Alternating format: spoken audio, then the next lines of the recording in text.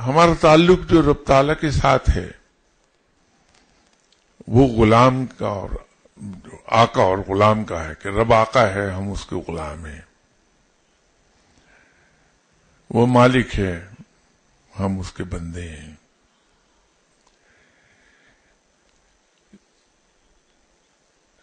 کوئی بھی آقا اپنے غلام کو اس وقت نوازتا ہے جب تک کہ اس کا غلام اس کی خدمت بجا لا رہا ہوتا ہے، اس کے احکامات کی تعمیل کر رہا ہوتا ہے، اور جب کوئی غلام سرکشی پر اتر آئے کہ اس مالک کے حکم کی تعمیل نہ کرے تو عام طور پر اس کو سزا دی جاتی ہے اور اس پر ضروریات زندگی تنگ کر دیے جاتے ہیں۔ جہاں یہ عالم ہو کہ مجھ جیسے غلام ہوں جو رب کی کوئی بات مانتے ہی نہیں ہیں، بندگی سے کوسوں دور رہتے ہیں، وہ تو پھر بھی ہمیں پالتا ہے، تو ہمارا تو کوئی حق بنتا نہیں ہے جو اگر ہماری عادات اور ہمارے طور طریقے دیکھیں آپ، لیکن یہ رب کی وفاداری ہے،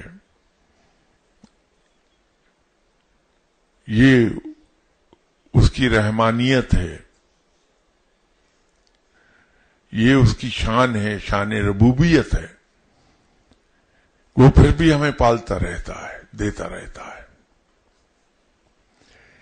یہ اور بات ہے کہ ہم دنیا کی محبت میں جب بہت ڈوب جاتے ہیں اور ہماری خواہشات کا سلسلہ دراز ہوتا جاتا ہے تو ہمیں یوں احساس ہونے لگتا ہے کہ ہماری خواہشات پوری نہیں ہو رہی، ہم ترس رہے ہیں۔ فالٹ خود ہمارا ہے کہ ہماری خواہشات اتنی بڑھ جاتی ہیں کہ ہمارے اندر بے صبری پیدا ہو جاتی ہے اور اس سے یہ احساس آتا ہے،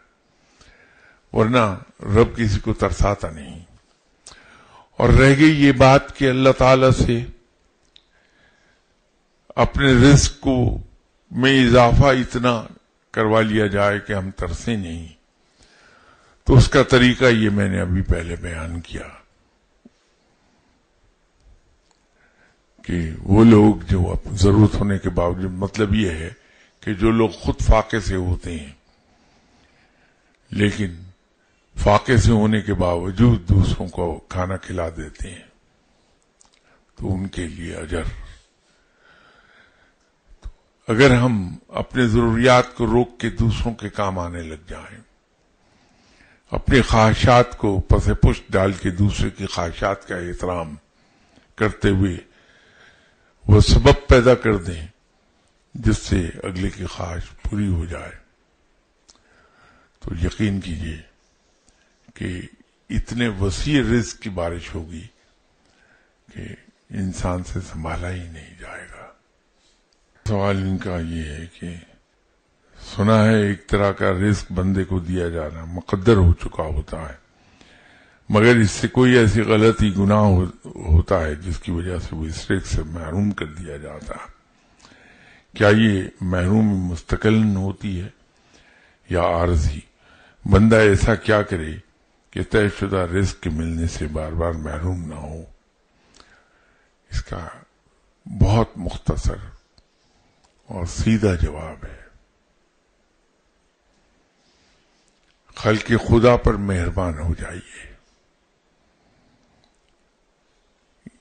یہ ایک ایسا نسخہ ہے کہ انسان جب خلق خدا پر مہربان ہو جائے تو رب اس پر مہربان ہو جاتا ہے، اور جب کسی شخص پر رب مہربان ہوتا ہے تو اسے کسی چیز کی کمی نہیں رہتی ہے۔ چاہیے اتنی بات کہ انسان خلق خدا پر مہربان ہو جائے، اور یہی ہمارے لیے بڑا مشکل ہے کہ یہ ہم نہیں کر پاتے۔ یہ جو میں اتنی بڑھ چڑھ کر باتیں آپ سے کر رہا ہوں. ابھی دیکھیے کوئی آدمی یہاں سے اٹھ کر مجھے برا بھلا کہہ دے تو دیکھیے ساری خوش اخلاقی میری ہوا ہو جائے گی اور میں بڑا تلخ ہو جاؤں گا اس کے ساتھ. ایک لمحے کے لیے نہیں سوچوں گا کہ سنت یہ ہے کہ ایسے آدمی کے جواب نہ دیا جائے بلکہ خاموش ہو جایا جائے اور مسکرا کے اگر برداشت نہیں ہوتا تو جگہ چھوڑ کر چلے جائیں. یہ رویہ رکھ لیجئے, رب آپ پر مہربان ہو جائے گا.